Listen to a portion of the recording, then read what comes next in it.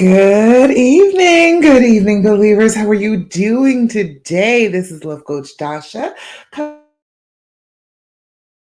to you today. So glad to be with you today. Hello, hello.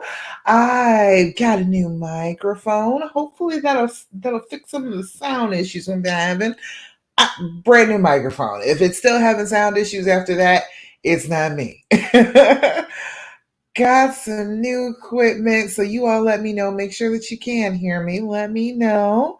We are going to be busy this hour. We got a lot to talk about. Now, if you have never met me before, if you don't know what this is the Healing Hour Live. This is especially for women who are trying to get past infidelity. You've been cheated on. You have gone through a trauma and you need to heal from it. And this is still the person that you love and you want to be with, but they messed up. And you're trying so hard to figure out exactly how you're going to fix this. How are you ever going to be with each other again? You love this person, you want to be with them, they're your person. But you just don't know how to get past it. You just don't know how to actually make these moves. I am here to tell you all sorts of things that you can do on your own, not waiting on him, on your own to start to heal yourself from this trauma and get back to a place where your relationship is working again. All right. So if that is you, if you're with me on Facebook, make sure you go to streamyard.com/Facebook and let them see your name so I can see it on my screen in my streaming software. And if you're with me on Instagram or YouTube, go ahead and just shout out and say hi to me. Give me some likes if you're with me here on Facebook. All right. Let me see. Where am I? Hold up, gotta find myself.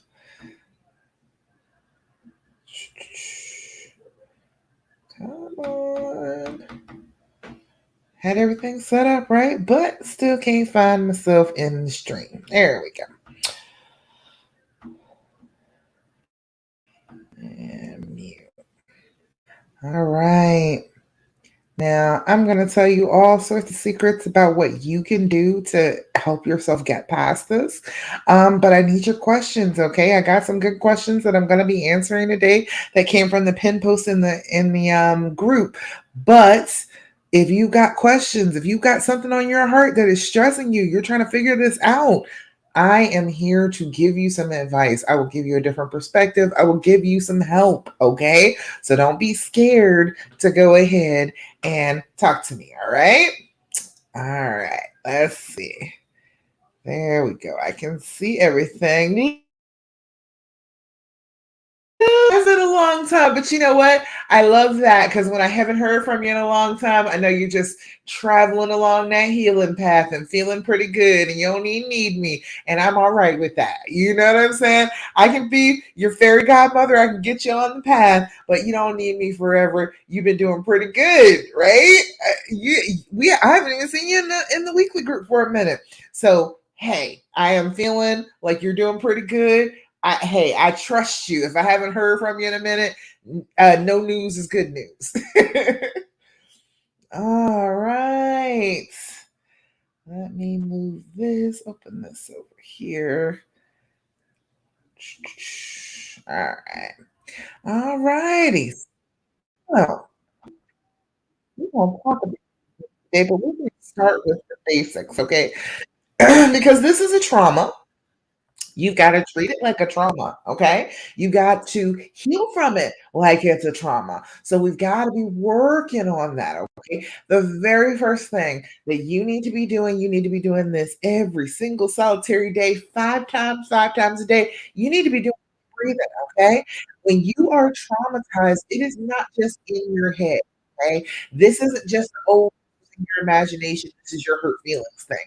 This is a real physical response that you are experiencing. You know what it feels like. Your heart is about to beat out of your chest. You feel like your stomach is turning in knots. You feel like everything is sweating and ears are rushing because the blood is rushing to your head. You know this feels physical, right? We've got to do something about that physical feeling.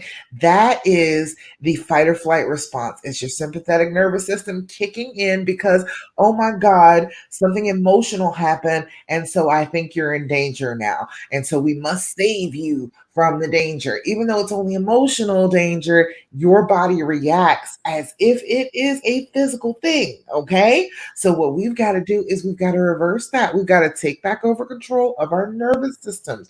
We've got to tell our brains, tell our bodies, hey, hey, I am not about to get eaten by a saber tiger.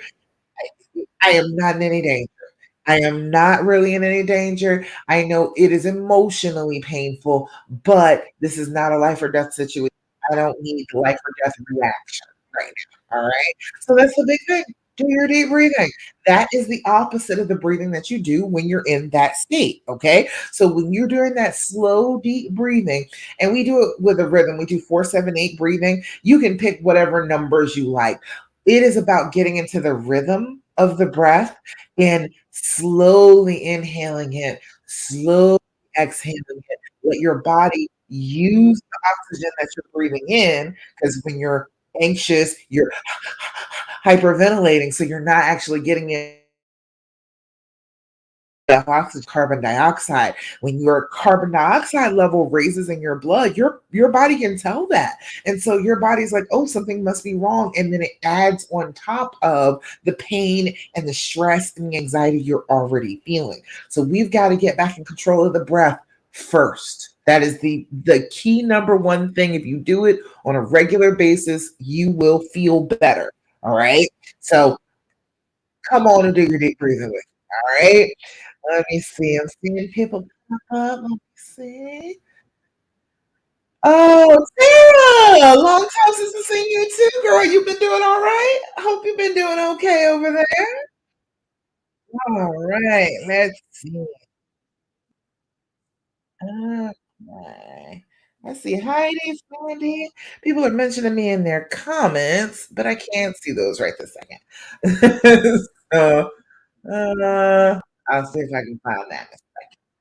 All right, so we're gonna do our deep breathing together. Join me. Why don't you? Come on and do your deep breathing with me. What we're doing is 4, 7, 8 breathing. You're gonna get this, okay? If you've never done it before, I promise you it's super easy. You will have it by the second or third time. We're gonna do 3 times in a row. We're gonna blow out, make the noise, make that noise. That is a trigger to your brain to tell your brain, "Hey, I am in control. Don't worry about it. You know, I don't need that fight or flight response. I am calming down." So you can tell your brain that just with that noise. You're gonna blow out, you're gonna inhale for a count of 4, you're gonna hold that breath for a count of 7, and then you're gonna blow out like you're blowing out birthday candles again for a count of 8. All right? Gonna do this together 3 times, but like I said, you need to be doing it 5 times a day, okay? Let me know if you have been with me for a minute and you started doing your deep breathing 5 times in a row. Let me know, okay? Let me know if you've been doing that, all right? All right, let's see.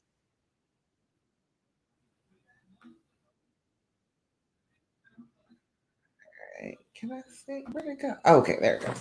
All right. Angela, hi Angela. Glad you're here. Glad you're here. Oh, I know you must be having a good time. You finished off your classes. You got home with your honey. I know that must be good stuff. All right. We're gonna do our deep breathing. Blowing out, inhale for 4, hold for 7, and then blow out for 8. All right. Okay, you ready? Blow out. Inhale through your nose. 2, 3, 4.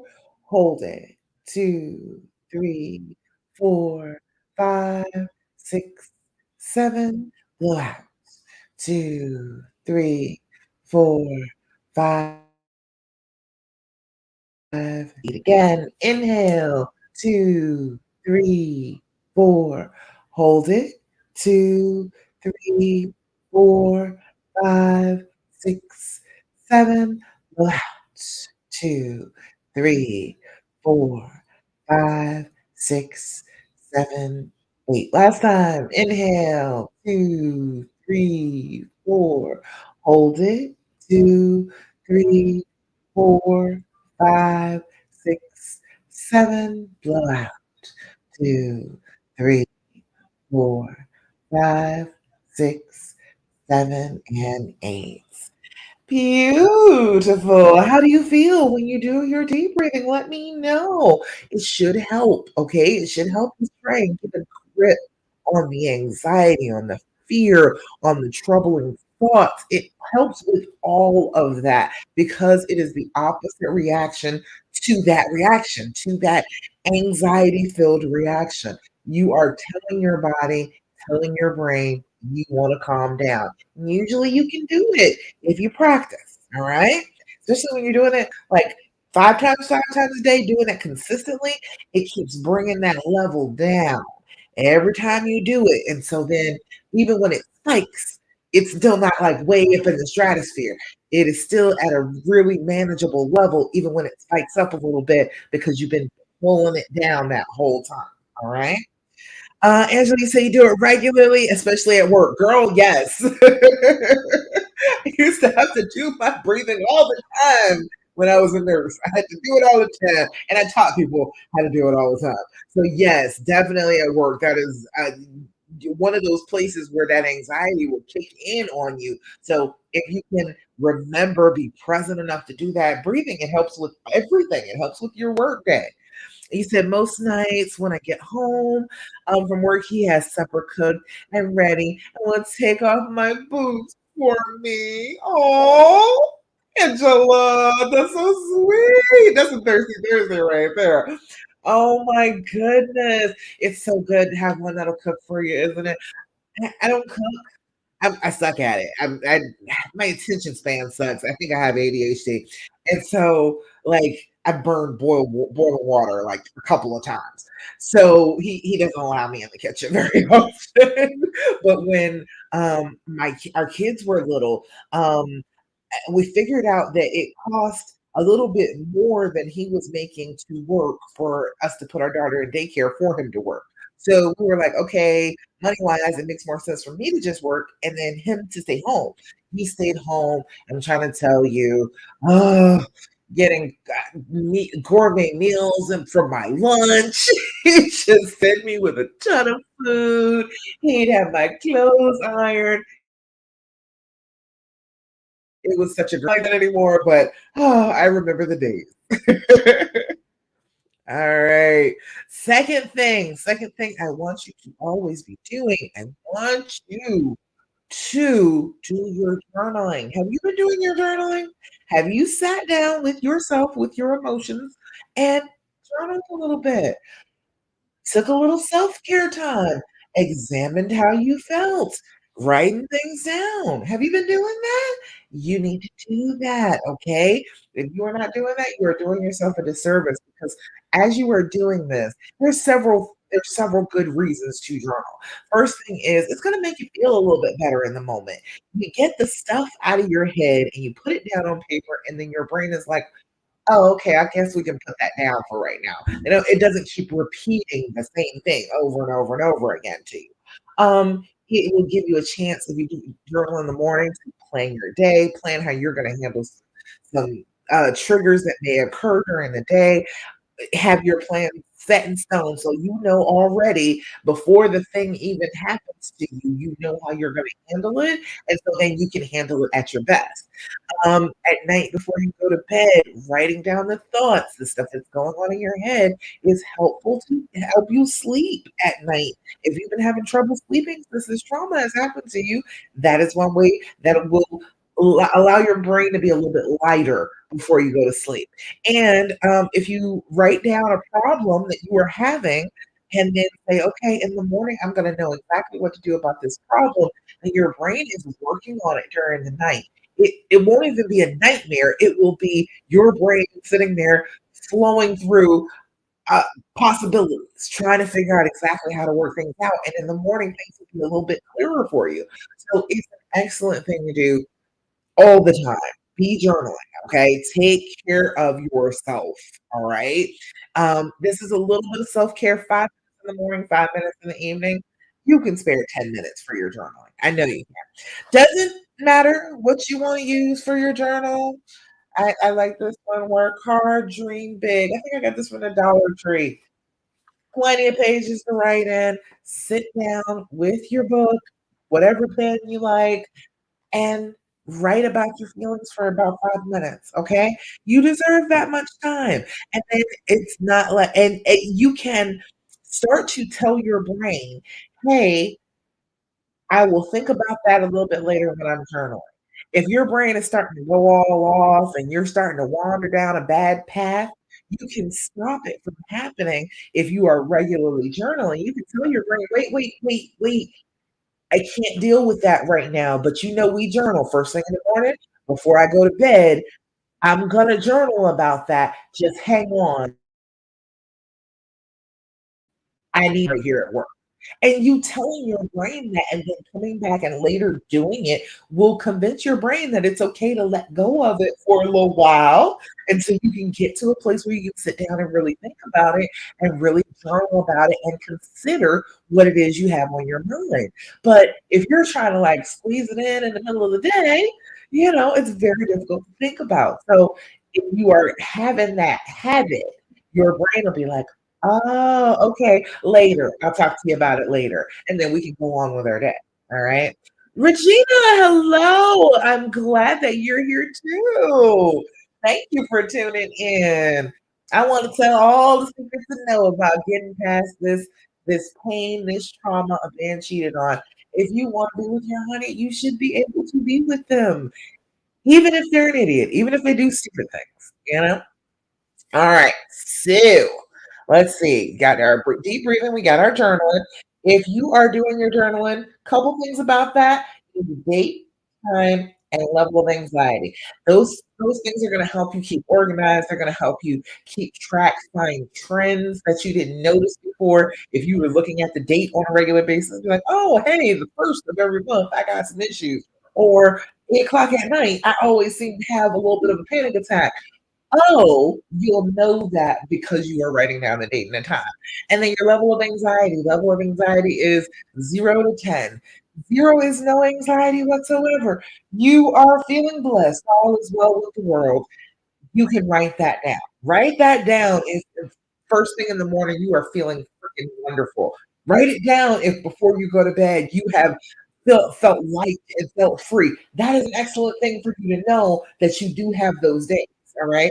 And then, okay, if you are at a 10, a 10 is a complete loss of control. A 10 is I want to rip my hair out, tear my clothes off, or I'm screaming down the street naked. If you are not at that point, if you are not losing control of yourself, it is not a 10. All right. You can be a 9, it can be 9.5 if you want it to be, but it's not quite a 10. All right. You will know a 10 by the fact that you can't sit down and focus enough to be able to write in your journal. All right. Mama Cuz, I see you, girl. Hello, hello. Hey. Oh, yeah, I might answer that question. That's a good question. All right, let's see. All right, so that's your journaling. Then we've got the third thing. This is something that you are in control of and that will help with your attitude, help adjust the way your brain works after trauma. After trauma, you're looking for the negative. That's what happens. Your brain starts looking for things to go wrong. And what we need to do is stop that habit. And so, great way to stop that habit is to talk about good things happening. All right. Just because this trauma has happened to you does not mean all the good things are happening. That's not the case. If you can remember those good things and be grateful for those good things, it pulls you out of that mood. It pulls you out of that despair and that, oh, everything is so terrible and woe is me, and pulls you back into, well, you know, my life is not as bad as it could be. It's not. Yeah, it's not great. It's not wonderful right now. It's not perfect, but there's a lot of good things that are still going on too. When you do that, when you recognize that, you're pulling yourself out of that pit, it's starting to climb up that emotional amount, starting to get a little bit happier than you were before, just appreciating the things around you. First thing in the morning, wake up before you put foot to the floor, look around and do your deep breathing and think about all the things that you can be grateful for just from that spot, just from that spot in your bed. Are you grateful for the fact that you can do this deep breathing? Can you be grateful for your pillows? Can you be grateful for soft sheets? Can you be grateful for having a blanket? Can you be grateful for it being under a roof? Get to that, and that's gonna help with all of the painful stuff, all of the anxious, fearful thoughts are gonna be helped by getting to gratefulness, all right? So that's why we do Thirsty Thursday, and of course, Angela's got the Thirsty Thursdays of her honey cooking, uh, cooking, taking care of her and things. It is a beautiful thing. I love it. I don't see anybody else on the post, but if you've got anything, let me know, okay? If there's something that you're like, "Yes, good things are happening in my life," let me shout you out. Let's celebrate that together. Don't think that the good things are not good just because bad stuff is happening, all right? The good stuff is just as good, all right? You gotta appreciate it so more good stuff keeps coming, all right? Let's see. Alright. The last thing that I want you to be aware of that is going to help you, that is going to make you feel better, is not to ask a whole bunch of questions about what they did. I know, I know. Your brain is screaming at you that you need to answer every question that it throws at you, and he better answer it, and if he doesn't answer it, we're gonna have a problem. You're gonna have a problem if he does answer, all right? You've got to be wary of the fact that your brain right now in that fight or flight mode is not about coupledom, okay? It's all about you singularly surviving, you not being hurt, and it doesn't care who in the world to be hurt, all right? So you are, um if you are consistently, ooh, I lost my train of thought. If you are, oh shoot, I forgot what I was gonna say. I lost my train of thought that fast. Sorry. Um, if you are consistently asking those questions, your brain is saying, okay, I collected this evidence that this bad thing can happen to you. And every time you start to move towards healing, feeling better, not thinking about it, I'm gonna throw those details at you so that you remember that this horrible thing happened to you, and then you pull back, then you make yourself smaller, then you pull away from love, you pull away from connection. That is what your brain is trying to do, asking all those questions, okay? That is what it's doing. That is what its strategy is to get you to know such terrible things that you don't even wanna be connected to this person anymore. And I'm telling you, that is unnecessary. It does not help you heal at all. It just makes things more miserable for you. It really, really does. All right? Wait. Maria, you say you have trouble accepting appreciating the good stuff. I'm still so angry. Yes, but good stuff does exist. You gotta see it. Because then if you're just so angry, then and you don't see the good things happening, then that means you're delusional too. That means that you are just totally rejecting what is real in your life and just only focusing on the bad things. And that's gonna make you a little psychotic. You don't want to keep doing that to yourself. All right. Regina, you said, OMG, this is so difficult. It's a weird drive to know why, where, who, how many, et cetera, et cetera. I still fight the urge to do this or bring up the act whenever I feel he's being distant. Exactly. And you didn't do that before. You didn't automatically assume that everything that was wrong with him before what meant that he was cheating on you, did it? No, you didn't think that. So we got to go back to that. We got to go back to knowing that there are times they just be quiet. Men like to be quiet. They just like to be they don't have to be talking to you, they don't have to be doing anything at all with you. They're just happy to be in the same house. They don't have to be involved with you at all, and they are just as happy. And it's not being distant, it's just the way they are. So, yeah, you gotta start recognizing that you're doing that and sabotaging yourself. That is what your brain is doing. So don't keep asking all those terrible questions. Give you a better thing to do. This is the and. The and. Can you see? Oh, can you see? Can you see? All right. This is the and it is on Amazon. And this is the Healing Edition deck. This is like 199 questions, give or take, because there's a few of that you can fill. Sit with your honey and you deal yourself out a couple of cards. Don't go all hog wild. And you can ask each other these questions. These are much better questions. This is all about healing your relationship instead of asking terrible details about trauma you don't want to know. Right? I know your brain makes you feel like you want to know. You don't want to know. You don't need those images in your head. You don't need the answers to those questions. You don't. It's just going to trouble you more and make you feel even worse. So ask some more positive questions. So I'll give you a few of those. What surprises you most about our connection? I like that one. That's a good question. What surprises you most about our connection? What surprises you most about our connection? I like that one. That's a good one. Huh. I don't know. That knowing him now like I do, I don't think too much surprises me about the fact that we connect because we're very much alike. We're both the oldest children. Both of us were children of divorce. Our mothers remarried. We had younger step siblings. Like we are very much alike. We were raised a lot alike. So I don't know. I don't know what's really surprises me. This one says, "What about our connection do you rarely admit to yourself?" It's an interesting question too.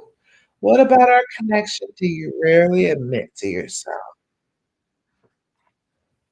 What about our connection do you rarely admit to yourself? Good one. I like that one. And then one more. Better question than what position did you have sex in? All right, let's see. What's something I've done that you don't think you could and why? That's a good question, right? What's something I've done that you don't think you could and why? What's something you done that you don't think you could and why? What's something I've done that you don't think you could and why? Good questions. Aren't those better questions than the questions you've been asking? I promise you they're better questions and they're way more constructive, right? They give you something better to focus on. Because the next questions after that don't have to be about the cheating. It can be about the relationship, it can be about connection instead of, oh, but you cheated on me. It's something else to talk about. All right. Those are on Amazon. Check that out. It's the and you can find it as soon as you search the and it pops right up. All right. So that's the basics. That is the stuff that I'm going to tell you every single solitary week because guess what? It works. All right. I won't tell you anything that I haven't done that I don't know for sure works. These things that I'm telling you, they will work. They will make you feel better. You will start moving down that healing path. And that's a great place to be. All right. Just Gina said, actually, great questions. What is the name of the deck? Can it be put in the chat? Yeah, I will put it in there. Uh, and it's so weird. It's on Amazon. So just put that in. If you put that in on Amazon, it pops right up. They're like 30 bucks now. I think it's 25 when I got them. I think they're like 30 now, but I mean, it's worth it. It's a really good deck of questions. I still haven't, I've been asking these questions for over a year now. I haven't even gone through the whole deck. Like, it's good question. And much better than what you were thinking about. And it satisfies that itch in your brain to ask a question, it to get some clarity, to understand in some way, it gives you something better than that to focus on. So a little bit more meaty, a little bit more real, a little bit more connection than just some kind of interrogation where you're putting hot lights on them, asking them questions that you don't want to know the answer to. All right. All right. So then now is the time where I am going to answer some questions. So glad that you all are here. If you've got questions, let me know. Ask your questions. Take the opportunity because I'm not giving any information here. I want you to know how to get out of pain. I want you to know that you can be with the person that you want to be with just fine. You don't have to give them up. You don't have to stay for the kids. You don't have to do any of that crazy stuff. You can be with the person you love because you love them. And that's the way it works. Okay. That is the way that it actually works. All right, let's see. All right, so Mom Khan, since you asked me that one, I'll get to yours first. Mom Khan said this Sunday is 1 year. Oh, those anniversary reactions.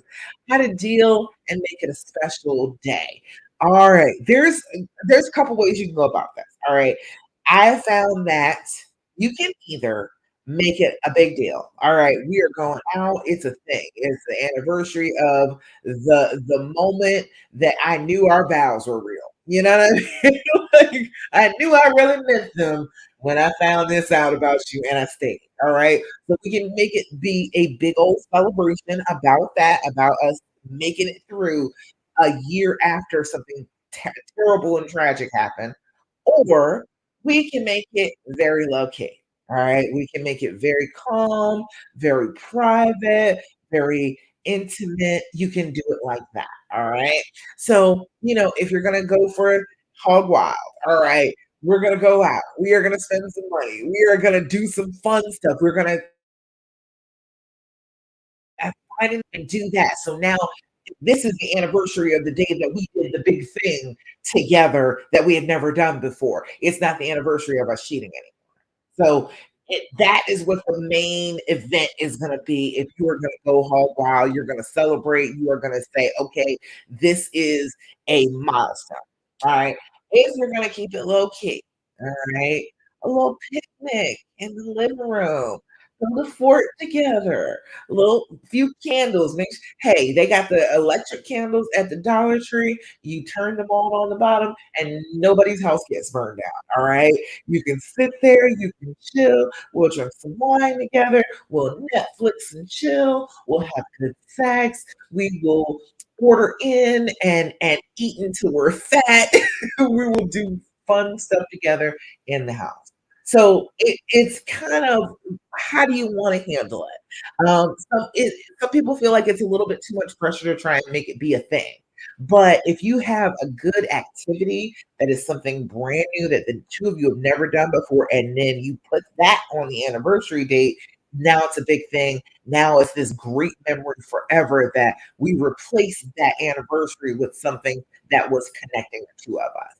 And if you're just, more low key type people, we don't need the big to do. We are just having some fun together. We are celebrating. You can do it the low key way. So, Mama, can you tell me how do you feel like you might want to do it? You want to do it big? You want to do it more intimate and quiet and low key? Let me know. All right. Let's see. Taylor asked, how to decide to stay? Pretty sure I do, but sometimes not so sure. You've made the decision. That's how you know. Right? If you pretty much know, but then sometimes the fear creeps in and your heart starts palpitating and you're like, but what if? And I don't know. And is this the right decision? It's you've already made the decision. It's just that those fears and doubts are troubling you about the decision. So if those fears and doubts come up, that's what you need to say. I've already made this decision. Because you sought out help in a group called Love After Cheating. You know what I'm saying? Like, you stayed, you were working this out, you were here, you're asking questions, you've made up your mind. It's just scary hell to make up your mind, okay? And you just gotta understand that it's gonna be a little scary sometimes, and your brain is gonna freak right out sometimes, and you're gonna have to hold strong the same way you would with other people. too. If other people know about this and you tell them, "Okay, I'm sticking this out with them," you've gotta sound strong in it. You gotta sound like you are sure about your decision for people to start you gotta tell your brain, "Hey, no, I have already made this decision. I have already made this decision. I know what I wanna do. I know that this is fear that is coming up, but I'm not listening to fear. I have already chosen." And that's how you handle those fears inside your brain and the fears from other people. You said that makes sense. That's helpful. Good. I'm glad. I'm glad that makes sense to you. All right. You yes, at least you already made the decision. You know, I know pain makes you feel all conflicted and makes you feel like you don't really know what you want, but you know what you want. That's why I made this group. I was looking for women just like you. I knew that you knew what you wanted, but it's just the fear will start creeping up your throat and making you feel like, "Oh, I don't know. Is this really what I want?" You already knew that's what you wanted. You already knew. It's just the fear. It's just the trauma. It's just that reaction to it that's trying to convince you that, "No, you should back away. You should go hide. You should be in a hole somewhere. You shouldn't put yourself out here," because that's the way fight or flight works. Your brain does not want you to be in that same position and put your heart on the line. It doesn't want you to do that, but that's how this works. If you want a great love, you gotta put your heart on the line. You gotta put it out there. So you can't hide and get that great love that you're looking for. So, hey, go on, go for it. All right? Go on and understand that you are going for it. All right. Oh, good, good, good. All right, let's see. Let me go back up. Regina asks, how to stop looking for evidence of more cheating. Somebody else asked that too, I believe. Going through their phone secretly, stalking their social media accounts, etc. Yes. And you said the word right there. You said the word that should stop you if you're not crazy. The stalking thing. It's not healthy. If you are doing all that, if let's take a step back. If somebody else was doing that to you, if somebody was every time you put your phone down, they're going through your phone, they are trying to find evidence that you are a terrible person and you're just a big old cheater and liar, is that somebody that you would wanna be with? Doesn't that sound like somebody who has some issues? Yes, indeed, you are right not to trust them completely. However, you going all through their stuff makes you look untrustworthy too. It just makes you look like a stalker, and we can't be doing that. It's not cute, all right? And it's not healthy. You would if somebody was doing that to you, your people would be concerned. They would be like, "Oh my god, why are they going through all your stuff like that? Why are they behaving like that? Are you afraid? Do we need to call the police?" All right. So you gotta recognize how that actually looks. All right. You gotta grip with it.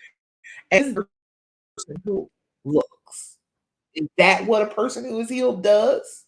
Do they go through a phone? Do they put tracking devices?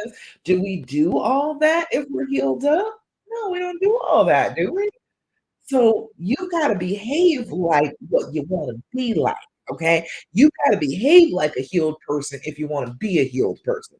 You looking all through his stuff, you, tracking him down, looking at every conversation that he's having in his phone, giving him absolutely no privacy, that doesn't look like healing. That looks like I'm still hurt, I'm still all messed up. I am not okay. I am not doing well. I'm not trusting. I'm not getting closer to the person that I love. I'm putting more walls between us because I keep on pushing away, looking for something bad to happen. You keep looking for the bad, but you don't want the bad. Let's not keep looking for the bad if we don't want the bad, all right? Don't search so hard for it. They call it pain shopping, and you don't need to do it. You don't need to cause yourself excess pain just because this trauma has happened to you, just because you're worried that it may happen again. It could happen again, but guess what? It happened this time and you are still standing. You are still surviving. You are still here on this planet. You are still making your way forward every day.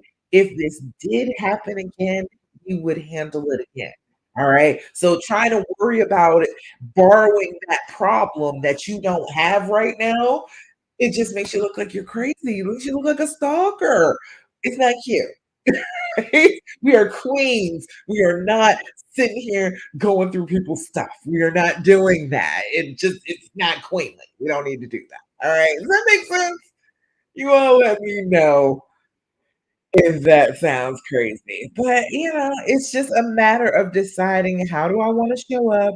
How do I want to behave? Do I want to behave like a person who is still hurting, who is kind of crazy on the edge? Or do I want to act like a person who is healing, who is forgiving, who is understanding, who is not looking for a problem to be there, looking for the best and not the worst? That makes sense? I hope that makes sense. All right. Let's see. Uh, all right. Wait, wait, wait. Somebody comments. All right. Wow, that's powerful. Okay, Angela said our due date is our 1 year due date is in 2 weeks. Oh yeah. Oh, that's coming up quick, isn't it? I don't know what I want to do about that day. Acknowledge it, just let it be another day. Um, you don't have to acknowledge it if you don't want to. If you want it to just be another day, and like it didn't even happen. Like we are not going to even mark this day at all. You can do that. You can absolutely do that. You can just be like, nope, I don't want to even. We're not even going to act like this even happened. We are just moving forward with our lives. We are not commemorating trauma. We are not going to do it. So you can do that. That's totally cool too. Just having a good day, having a good day together. Go out and ride your motorcycles. I'm sure the weather is broken and it's feeling pretty good. Go out ride a motorcycle together and have a good day. Yeah, you can do that. Regina said, "Oh my God, I never thought about it from that perspective. It does make me look crazy. It does." And then you want this person to believe that you love them while you're acting like a psycho. So then that's a little alarming. That's a little concerning. So we gotta act more like healed people. Lisa Maria said, "I don't know if it's fear. I feel like he doesn't deserve me." I mean, none of them do. We are women. We are goddesses. Like they don't. That's not. Oh, sorry. Did you think that they did? They don't deserve us. No, we are wonderful. We are our angels on earth. They don't deserve us. We just choose to like them. That's how that works. And my husband, he is just the one that I chose. He's the one for me. He's my person. He's the one that makes me feel squishy towards the human race in general. Okay. It's just the fact that I chose him. Like, matter of deserving me. Of course not. How could he? He's just a man. He's just a mortal. How could he possibly? Right? So maybe look at it from that perspective a little bit. Yeah, of course he doesn't deserve you, but you bestowed your grace upon him. He's a lucky, lucky man. All right. And he said, behave like a hero person if you want to be a hero person. Girl, wow, you're all I try to just give it to you basic, tell it to you from a different perspective because the pain is only speaking to you from one perspective. But if you can catch it, just some of it from a different perspective, it's so much easier to be like, okay, I can change this. And when you change the things around you. Like I said, we're goddesses. So when we change, everything around us changes. When we are heavy and we are sad and we are miserable, our houses are heavy and sad and miserable. That's why they say, happy wife, happy life. It is because we have the ability to make every freaking body miserable if we're miserable. That's why it's happy wife, happy life. Of course, happy spouse, happy house. Okay, that's great and all, but we have the ability to change everybody's mood in the entire house. Okay, so that's what we need to be working on is being healed. We want our children to be able to know how to handle trauma and be healed. We don't want to just be a problem and then something that our kids have to heal from later on. Oh, good Lord, it's long trauma. We just go ahead and make sure that our kids have some too. No, we don't have to do that. We can back up. We can recognize that we are reacting with fear and not with love and not with understanding. And we can take that and flip that around, do the exact opposite of what the fear tells you to do. You will be bang on every time. If the fear is like, back away from him, don't touch him, get closer, touch him more. Whatever the fear is screaming in your brain, the exact opposite thing is the loving thing and the thing that will get you closer, and that will end the pain faster. All right. Does that make sense? He is laughing about that. Yeah. I that's the fastest way to get out of the pain. The fastest way is to go ahead and say, I'm not going to listen to what the fear tells me. I'm not gonna do what it's saying to do. It's saying that I need to ask a whole bunch of questions and put him under the hot lights. No, I need to just sit with him and touch him and be close to him and have some intimacy in that way instead of trying to create intimacy around a trauma. That doesn't work. That's no fun. Doesn't work for either one of you. So we gotta do something opposite of what the fear and the pain tell us to do. Right? Hope that makes sense. Hope that makes sense to you. Let's see. Other questions I got. Let's see. Yeah, Regina, okay, you had asked about not looking for more evidence. And you don't want to find it anyway. Why are we looking for it? And you don't need to look for it. Like it is they're not sneaky. Let's just say that. They're not sneaky. They're not real good at it.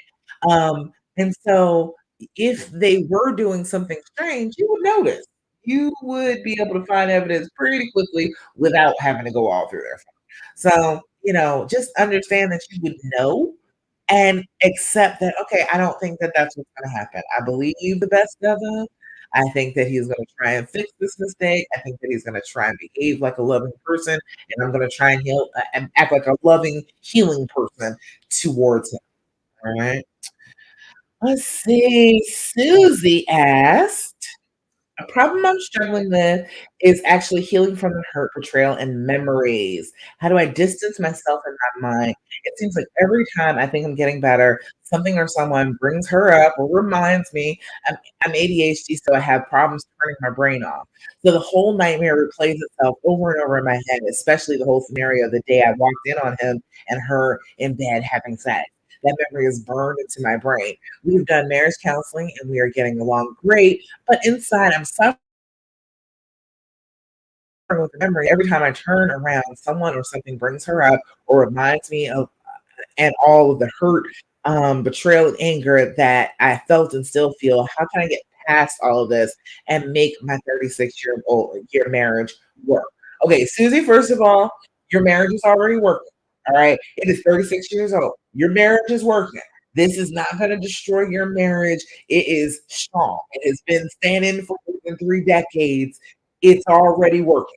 All right, that's the first thing. Just that the fear and the pain in your brain are saying it's not going to work.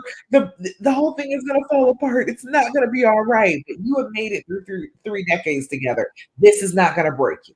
All right, just accept that from the get go. And then as far as the memories, bringing stuff up in your brain, that is a really hard one. That is one of those things that the trauma does.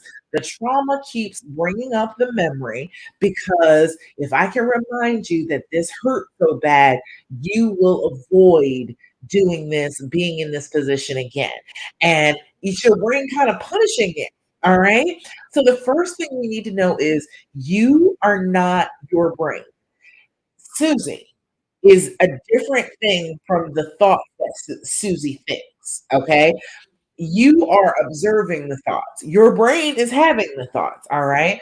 You can observe those thoughts and you can change those thoughts. So it's a matter of mindfulness. That's the first thing. That is one of those things. If you work on that really consistently, it starts to really change how you think about things. You can start getting control over not having those memories on tap all the time. Mindfulness is just okay, in that moment, all right, we have to pay attention to not only what we're seeing in our brain, but what we are feeling in our body. All right. If you can be mindful about checking out your body, where is that feeling, that negative feeling? Where is it emanating from in your body? How's it making your body feel? All right. Try and narrow in on that feeling. What is happening is you're getting triggered before you recognize that you're getting triggered, and your body will show you that you are triggered before you start having those thoughts. So if you can narrow in when you're in that moment, I know it's hard in the moment when you're thinking, when the thoughts are there, when the memory is there, I want you to try and breathe deep and try and be inside your body. Pay attention to it. Where is there discomfort? Because it's going to be uncomfortable. Okay. It is a physical reaction that is happening. It will be feeling like something's clawing up your throat, feeling like your heart is going to jump out of your chest. Down here in your solar plex, feeling the gut and you can't breathe. There is some part of your body that every single solitary time you're having those memories, that part of your body reacts. If you can start paying attention to your body throughout the day, all day long, looking at that spot, wherever it is that it boils up on you, if you can keep on looking at that thought, breathing through discomfort with that spot, what you're going to do is you're going to stop the memories from happening in the first place. You are already triggered when your body is reacting. Before it gets to your mind, before you start thinking, oh, yeah, this is about him cheating on me and all my pain. It is a physical reaction that happens automatically. So if you can be looking for that and paying attention to that and keeping that a little bit more contained, not letting it just grow up into this big old feeling and then it goes to your brain and you start thinking about the past memory. Just start working with it. Try and keep it a small ball of discomfort and then be working on shrinking it, working on just breathing into it and dissipating it. When you start doing that, you're giving your brain something else to think about. You are giving your brain a task, something to do. That's part of the reason why the deep breathing works is because your brain, your higher brain function is working when you're counting. When you are counting, that's the prefrontal cortex. That is the part of your brain that can do math.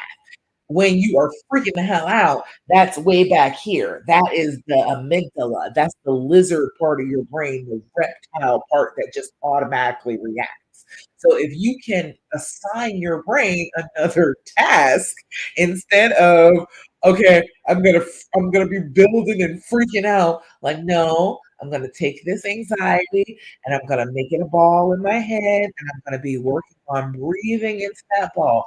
And then every time I breathe in through it and out through it, I make it lighter and more ephemeral. It's not as solid anymore and it's shrinking. It's coming smaller and smaller and smaller. If you're doing that consistently, the visualization work, the constant reaffirming that I don't like that negative thought. I want to be in a more positive space and paying attention to your body when it first starts to be triggered, you will start to really erase those memories. You will start getting to the place where you don't think about them like at all because you are changing the way that your brain is functioning.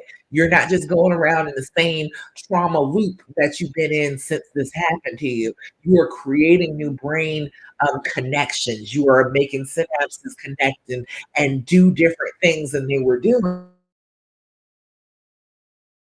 and so it's making you sick. Does that make sense? That's a little complicated. The main thing is paying attention to your body, catching that feeling when it's small, and then breathing through it, getting control over it, giving your brain that activity to do instead of thinking about all the terrible things. You can start to distract your brain. There are other things that you can do. EMDR, hey, we got that on apps now. So it is a way of it disrupting those negative thoughts, those negative feelings. Usually with light therapy, your eyes go back and forth as you were thinking about the negative thing, the painful thing, and it disrupts how your brain works. Again, that's what we're trying to do, disrupt that pain loop that we are in and make it be a little bit easier to bear. You can look for CBT, cognitive behavioral therapy. Just look up CBT, do a few of those exercises. They start to help you change the way that you focus on your negative thoughts and beliefs. It helps you to restructure that, reframe that so that we're not just all into the trauma, all into the negative thought. We're thinking about things in a little bit different way. Let's see, what else can you do? You can do like exposure therapy too. Like if you're having a hard time, like his phone ringing, you just have his phone keep ringing and sit there and breathe and say, okay, and I'm not going to look at it. I'm not going to look over his shoulder and see what it is. I'm just going to breathe and be in the same room with his ringing phone. And that is a normal thing. And I am going to be okay and I am safe, even with his phone ringing beside me. There is nothing to be afraid of. So a little exposure therapy that works too. Helping with those thoughts. But identify the thought. Make sure that you know what the thought is actually about. Um, when you're having those negative thoughts, try to figure out what it is you want from that thought. You are focusing on that negative, painful place for a reason. There's something that you want that you are missing from that thought, from that feeling, from that thing. So try and figure out what it is you're actually asking for. Because if you're going to complain about it, if you're going to freak out about it, you're asking for something. So try and figure out what it is that you're asking for. Do I want to be, and if you realize it is, oh, I want to be treated like a side chick. Okay, no, you don't. Okay, we do not want him to go off and start act like you side chick. Okay, we do not want that. That is super triggering. I know it seems like it wouldn't be, but it is. Okay, don't have him go off and treat you like a side chick. Um, Figure out what it is that you really want from him and try and instead of just getting freaked out about the pain, what is it that you are asking for? What is it that you want? And ADHD, it doesn't have anything to do with it. That is how everybody's brain reacts. That having trouble turning your brain off, the nightmare, the repetitive thoughts. Everybody in here, raise your hand, give me likes if you had the same exact thing happen to your brain. You could not stop the negative thoughts from happening. You'll see. It's everybody. It's not just because of ADHD. It is because of the fact that it is a trauma, and that's how human brain works under trauma. So it's not even anything out of the ordinary for you. It is a completely normal thing that you're going through. Focus on the feeling because that betrayal and that anger usually wells up in your chest. Focus on that feeling and try and breathe through that feeling. You know what that feeling means. It means that you have been feeling hurt, that you've been feeling angry, that you've been feeling betrayed. Relax, blow out, release. Release that tension in your jaw and fix your body language. Don't hunch over, pull your shoulders back and down, chest wide open so you can inhale and exhale appropriately. Give yourself care, give yourself understanding. You are hurt from this. It makes total sense that you are hurt from this, but you do not have to suffer the way that you are suffering. That is your brain doing that to you, and you can break that pattern. All right. Does that make sense? I got off on a rant there. Let me see. Does that make sense, everybody? Does it? Do you have any questions about that? Like that is clear. I hope. Okay. Just see any questions. All right. So it has been wonderful. Hey, Makai's mom, I see you over there, girl. See you on Instagram. I'm trying to tell you, I love these. I love these meetings with you all. I love to sit here and talk to you about this stuff. So I want you to know. Say sorry I caught you so late. Oh, girl, it's all right. Hey, look, better late than never. That's all I say. All right, let's see. Let's see. Is there something else? I won't go into any other questions. I'll just tell you, the decide, the decision. We're going back to that again. That's the most important thing. That is the key number one thing in the dreams formula. The thing that you need to do first, the thing that you will always need to come back to if you are having trouble, is making that decision and deciding that you are going to heal. You are healing. When you make that decision, you can go back to your poor trauma-addled brain and tell it, hey, no, I'm healing, boo-boo. I am healing, honey. All right, let's see. Just dropping to say hi. Hey. Hey, girl, hey. So Mama Khan said, I feel so dependent on his affirmations. How do I stop? Are you doing any for yourself? Are you doing any positive affirmations for yourself? Honey, I go around all the time talking about how fabulous I am. In my head, she's so gorgeous. She's so brilliant. She's just so amazing. I'm constantly telling myself. So, do you do that for yourself? If you are dependent on his, then you're not listening to yours.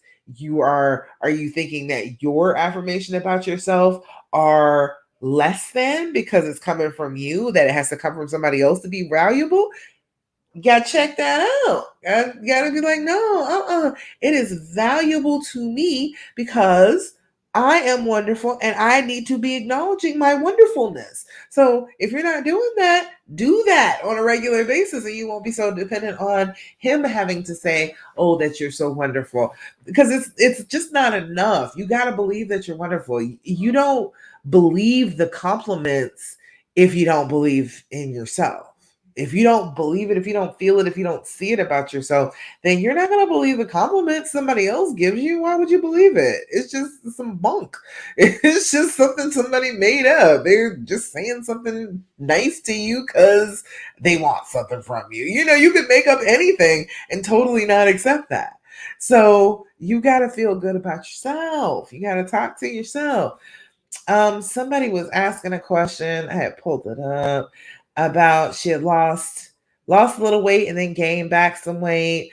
And it was Laura. Laura, girl, the whole thing, am I worthy because I'm thinner? Is he gonna cheat on me because I'm bigger? If he is gonna cheat on you because you're bigger, he was gonna cheat on you in general. That didn't have anything to do with it. It's not even about you. You got to love on yourself. You got to look at yourself in the mirror, and whatever weight you are, you lost a whole bunch of weight, you gained some back. Hey, whatever size you are, you got to be able to look at yourself in the mirror. You got to be able to touch all your parts, all your love handles, all your rolls, all of the little flap skin that is hanging, and love each and every part of it. All right. This is your vessel. This is the one you get. You don't get another one. All right. So you got to appreciate the one you got and then love on the one you got. And then when you change that about yourself, then you're not so crushed about somebody else, whether they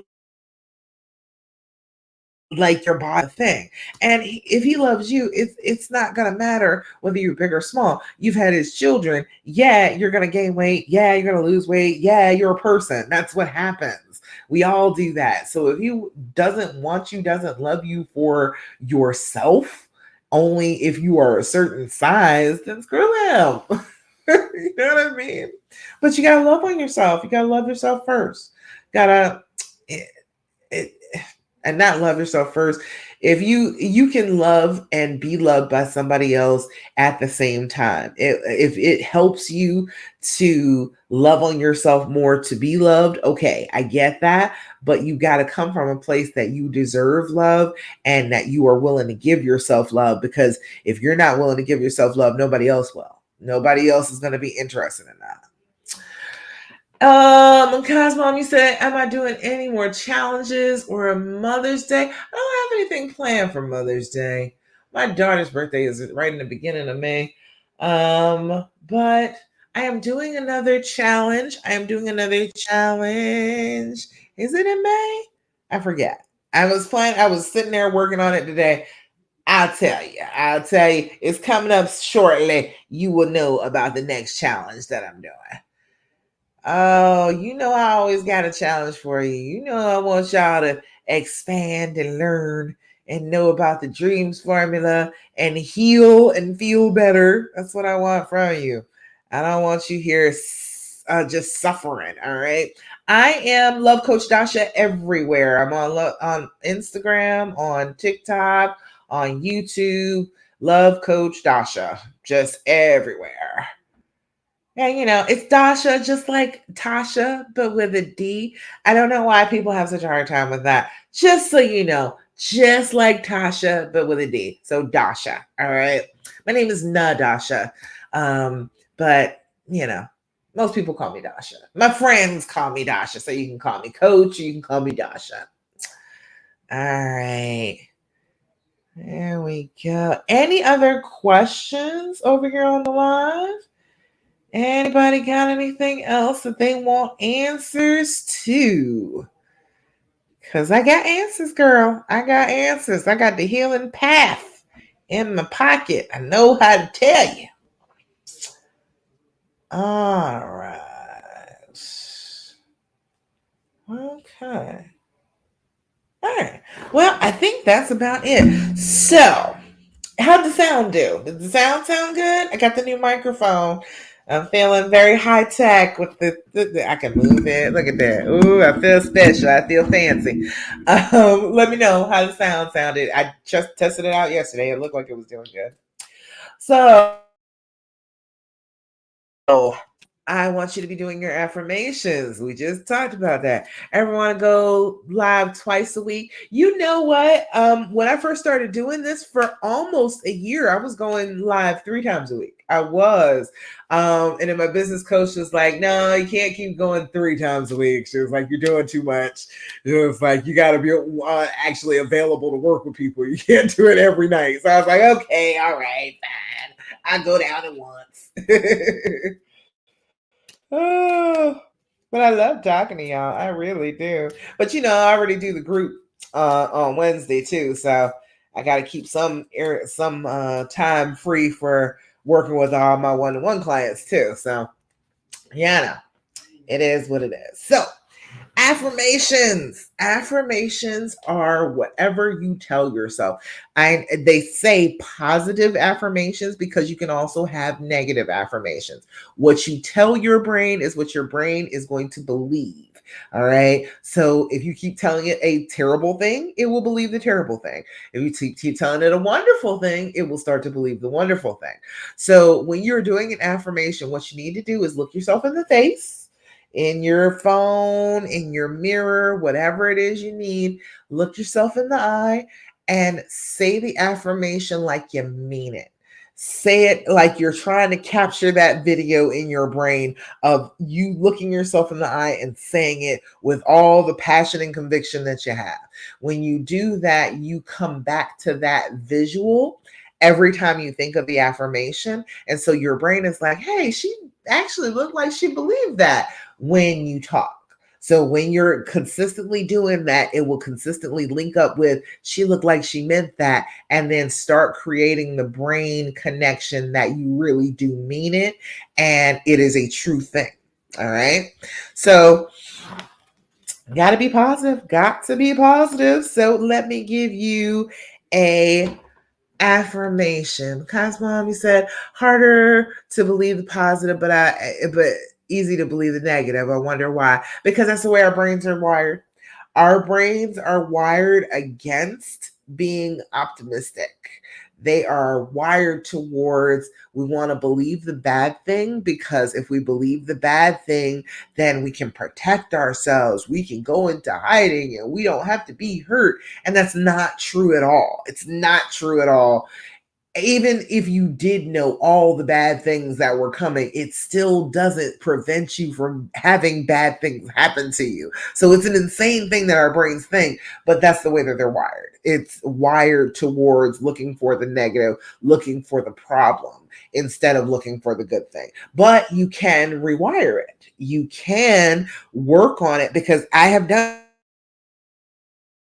that. But I worked on it. And so now it is a default positive thought rather than a default negative thought. When I have one of those random, just weird negative thoughts now, it's like a record scratch. It's like it completely stops all my train of thought. And I'm like, oh, that was an awful thought. That's a way worse thought than the thought that I would rather have. And then I replace it with a better thought. And so then, like, my brain has learned that that's what I want, is the positive thought. And so it will look for the positive thought to give me. But every now and again, I mean, our brains just do it. Just automatic negative thought. It's a thing. An automatic negative thought, an ant. Your brain will just come up with one for the hell of it. Because it feels like throwing your curveball right then. I don't know what it is. Your brain is just always looking for the worst possible scenario. But if you reconnect your brain in a different way and start looking for the positive, it will pick up on that and it will start doing it with you. Hope that makes sense. All righty.